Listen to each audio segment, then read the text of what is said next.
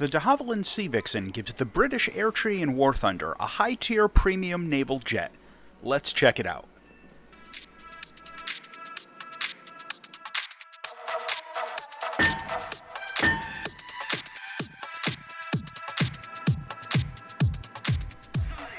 Directly following World War II, the British Admiralty published a requirement for a carrier-based radar-equipped jet aircraft. This was very forward-thinking for the time, and was eventually followed up with a similar requirement from the Royal Air Force.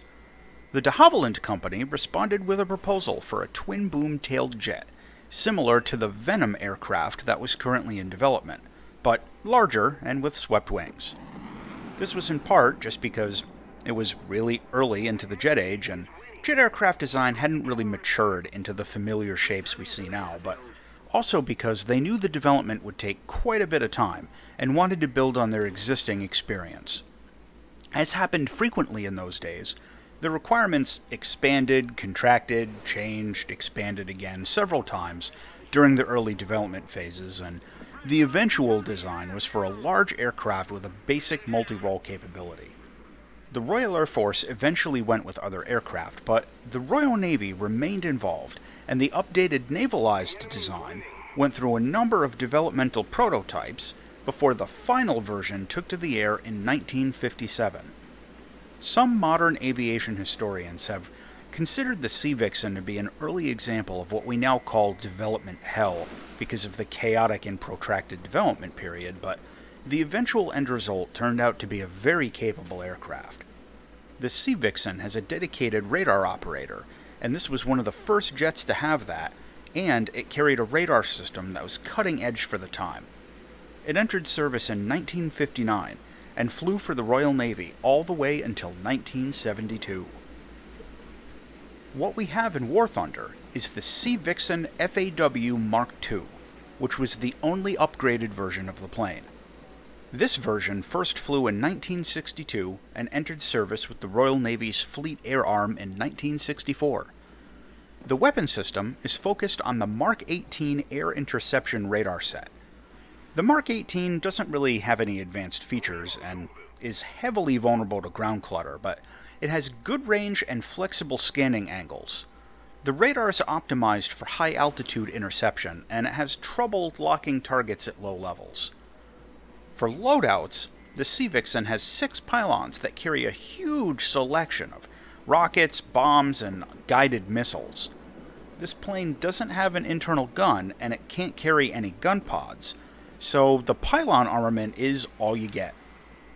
For air-to-air missiles, you can take the Firestreak missile or the Red Top missile. Now, since this is a premium vehicle, you start with both, so you never really have a reason to take the Firestreak, since the Red Top is better in every way.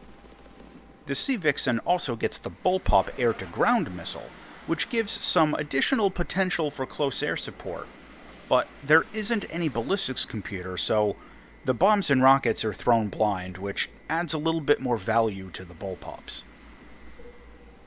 The flight performance of the Sea Vixen may surprise you. This plane climbs well, has solid engine response for a plane without afterburners, and can maneuver very well for such a large plane. It's subsonic, and it tends to bleed off energy in sustained turns, but if you're careful and you keep your speed up, you can manage decent performance. The Sea Vixen sometimes gets up-tiered into supersonic jets, so if you're trying to attack something like an Su-7, you have to plan your intercept really carefully to get into position for a missile shot before it flies off.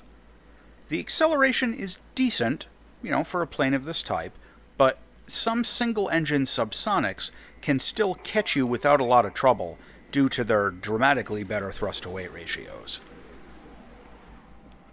Flying the Sea Vixen out into missions requires some early decisions. You don't have any kind of gun available, so you're limited to the 6 weapon pylons in terms of your offensive capabilities.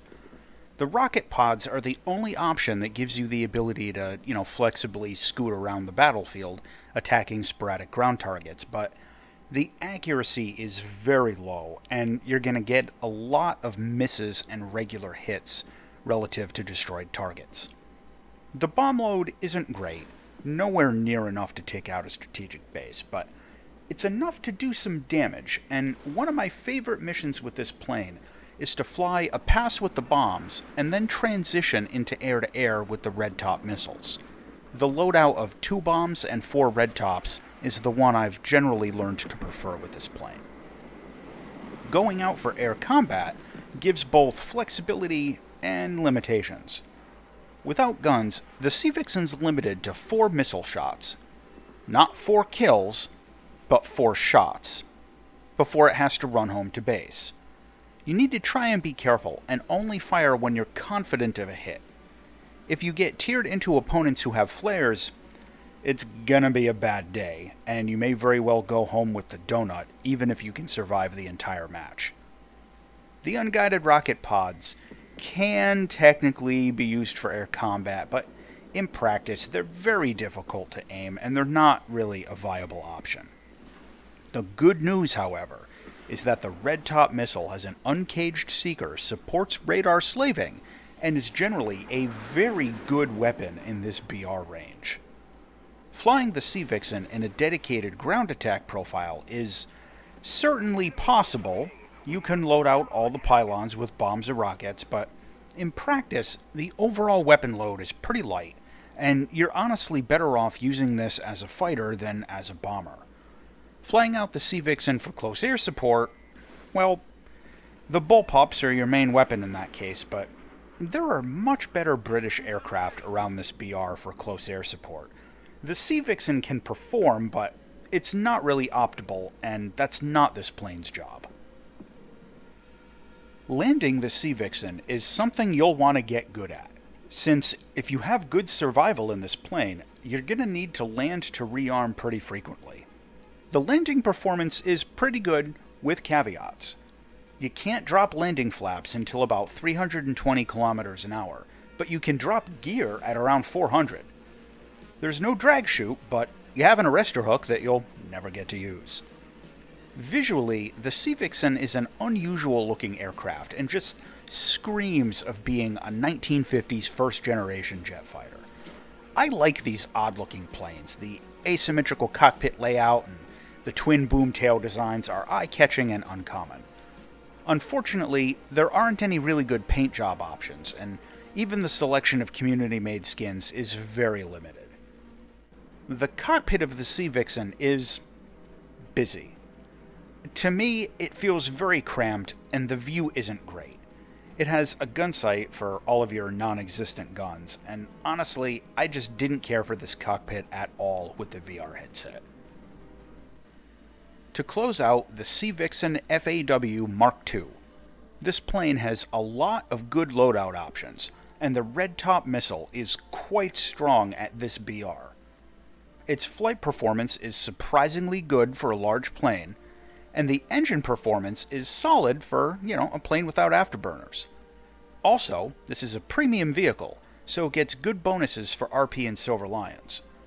However, the Sea Vixen is very subsonic.